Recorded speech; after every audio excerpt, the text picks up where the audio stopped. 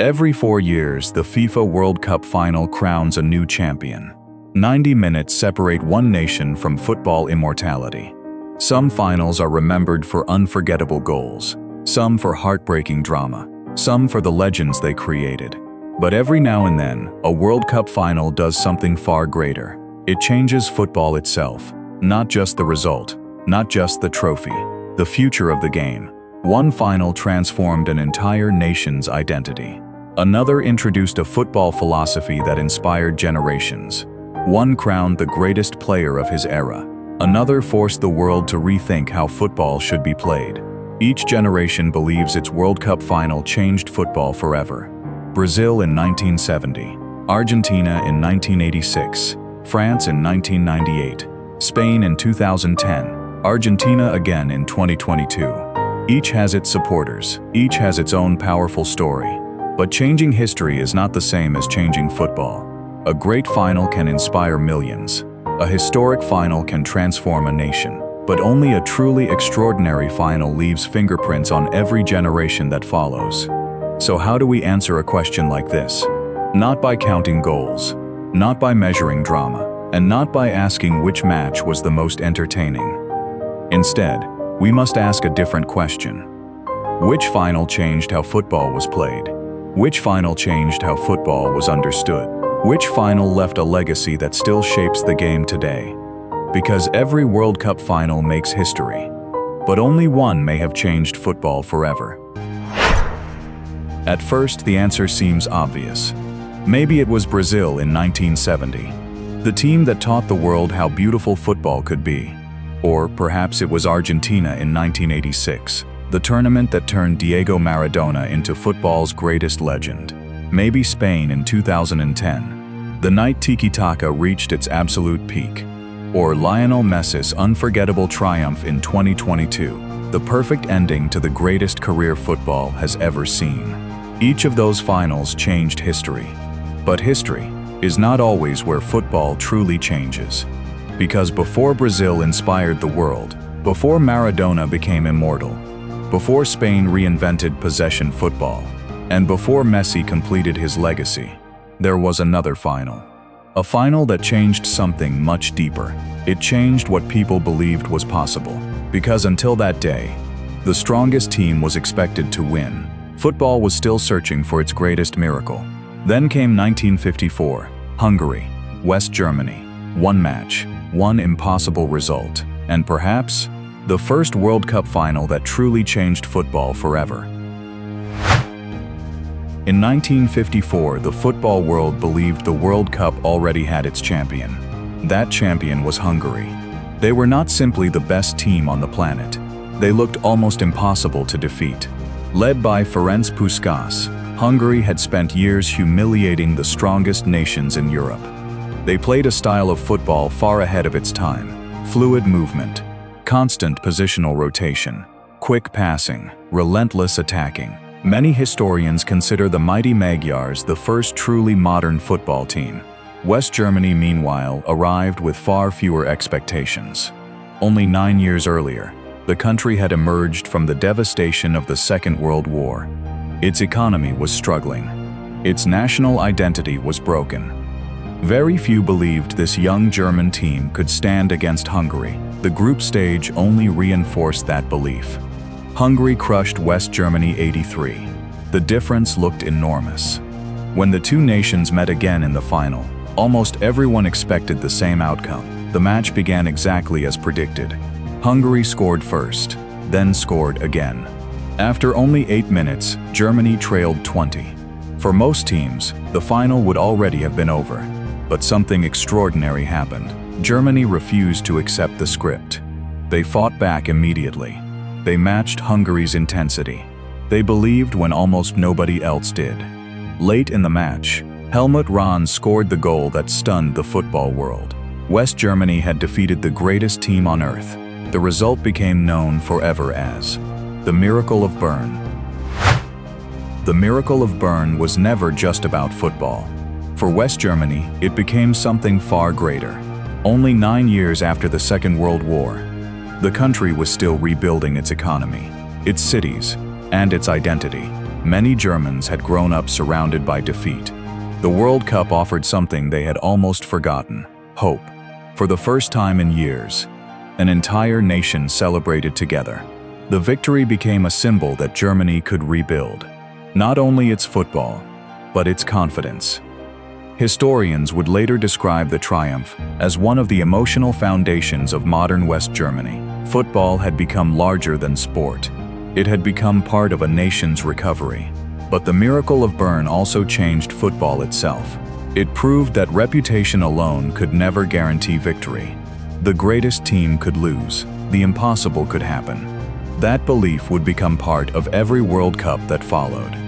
Every underdog since 1954 has entered the tournament believing, if Germany could beat Hungary, why can't we? That is the true legacy of Bern. It changed football's imagination. It transformed the World Cup from a tournament of favorites into a tournament where miracles became possible. And once football discovered that miracles could happen, the World Cup would never feel predictable again. If 1954 taught football to believe, 1970 taught football how to dream. Brazil arrived in Mexico carrying extraordinary expectations, not because they were defending champions, because they possessed something the world had never seen before. A team filled with artists Pelé, Jairzinho, Tostão, Rivellino, Carlos Alberto. Individually, each could change a match. Together, they changed football itself.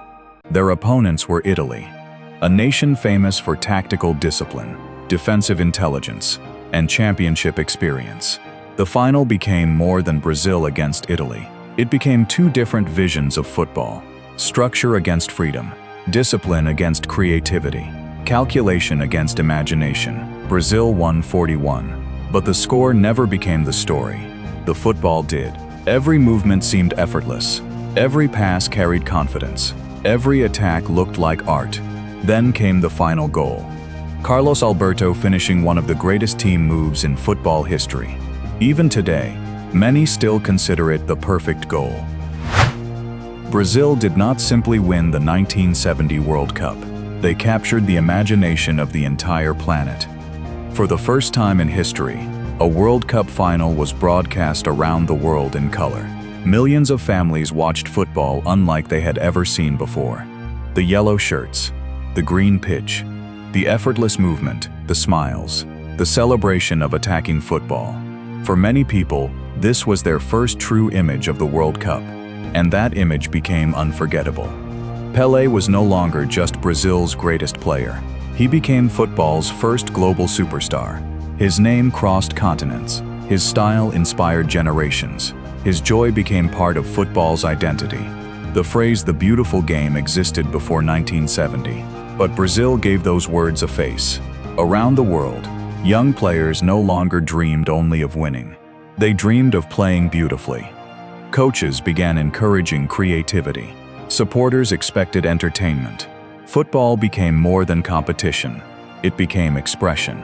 Even today, when people imagine joyful football, their minds often return to Brazil, not because they won, but because they showed the world what football could look like at its very best. If 1954 changed football's belief, 1970 changed football's imagination. Not every World Cup is remembered for a team. Some are remembered for one man. In 1986, that man was Diego Maradona.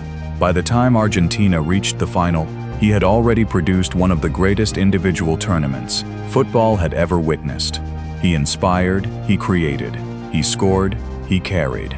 Every opponent knew where Argentina's greatest danger came from, yet almost nobody could stop him. The final against West Germany became the last chapter of that extraordinary journey. Argentina raced into a 2-goal lead. Then everything changed. Germany fought back. The score became 22. The World Cup was slipping away. In moments like these, legends reveal themselves. Maradona touched the ball only once. One perfectly weighted pass. One decisive moment. Jorge Burruchaga scored. Argentina were world champions. Maradona did not score in the final. He did not need to, because the tournament already belonged to him. The trophy simply completed the story. a story that would define football greatness for generations. Before 1986, football celebrated great teams. After 1986, the world also believed one extraordinary player could define an entire generation. Maradona did not win the World Cup alone. Football is never that simple, but his influence felt larger than anyone had witnessed before. He became the heartbeat of Argentina.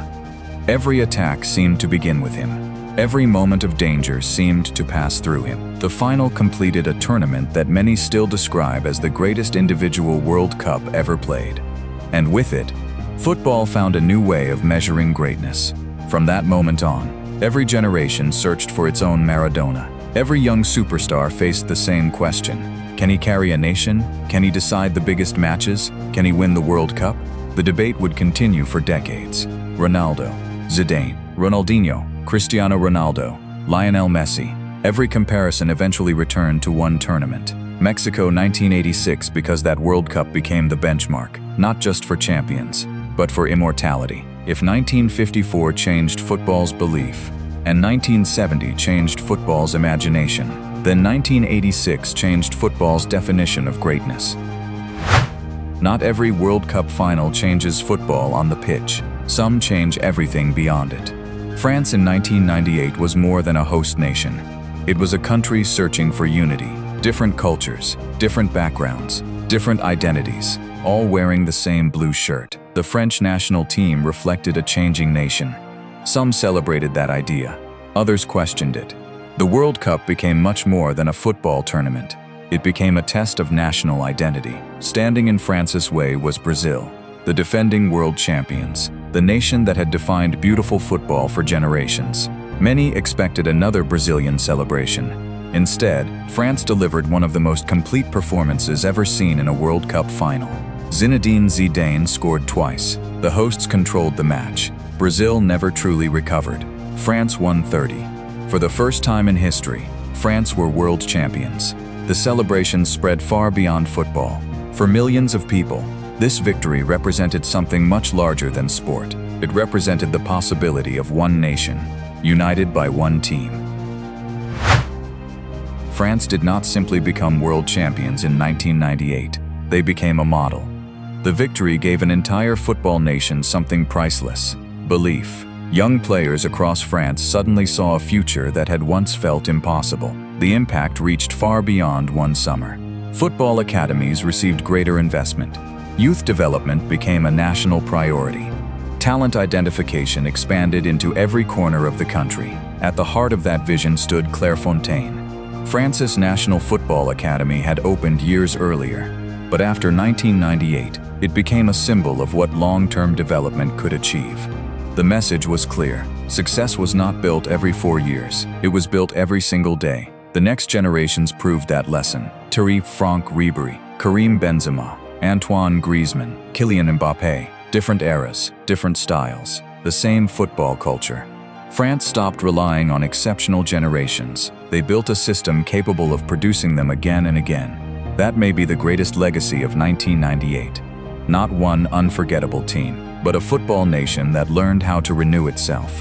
If 1954 changed football's belief, 1970 changed football's imagination, 1986 changed football's definition of greatness, then 1998 changed football's vision of long-term development.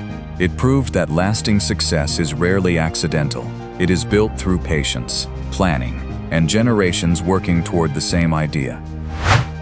Some World Cup finals celebrate great players, others celebrate great teams. The 2010 World Cup final celebrated an idea. Spain had spent years developing a football philosophy unlike anything the world had seen before. Possession, patience, positioning, control. Every pass had a purpose. Every movement created space. Every player understood where the next pass should go before receiving the ball. At the heart of that system stood extraordinary football intelligence. Xavi, Andrés Iniesta, Sergio Busquets. Behind them stood the calm leadership of Iker Casillas and one of the strongest defensive partnerships of the modern era, Carles Puyol, Gerard Piqué, later supported by the relentless presence of Sergio Ramos. This was never a team built only to entertain. It was built to control every part of a football match. The final against the Netherlands became a battle of philosophies. Spain refused to abandon their identity, even under relentless pressure, even when chances were limited. Then, deep into extra time, Andrés Iniesta scored. Spain became world champions for the first time, but the trophy was only part of the story. Spain's greatest achievement was never winning the World Cup. It was changing the conversation about how football should be played. After 2010, possession was no longer seen as passive. It became a weapon. Control became a form of defending. The ball became the safest place to protect a lead. Coaches across the world began studying Spain's ideas. Not just their passes, their positioning, their spacing, their decision-making. The influence reached far beyond the national team. Barcelona had already demonstrated many of these principles. Spain's World Cup victory proved they could succeed on the biggest international stage. Pep Guardiola's positional football gained even greater global attention. Football academies started teaching players to understand space before they understood systems. Midfield intelligence became as valuable as physical strength. Goalkeepers were expected to build attacks. Center-backs became playmakers. Defensive midfielders became the team's first architects. Around Europe, clubs began adapting these principles. Some copied them completely. Others blended them with their own football cultures. Years later, the fingerprints of that philosophy could still be seen. Manchester City, Arsenal, Bayer Leverkusen. Many of the world's best teams built their own identities around ideas that echoed Spain's revolution. Not because they wanted to become Spain, but because Spain had shown what modern football could become. If 1954 changed football's belief, 1970 changed football's imagination, 1986 changed football's definition of greatness, 1998 changed football's vision of long-term development, then 2010 changed football's philosophy. Some World Cup finals create legends. The 2022 World Cup final completed one. For nearly 2 decades, Lionel Messi had won almost everything football could offer. League titles, Champions League trophies, Ballon d'Or awards, individual records.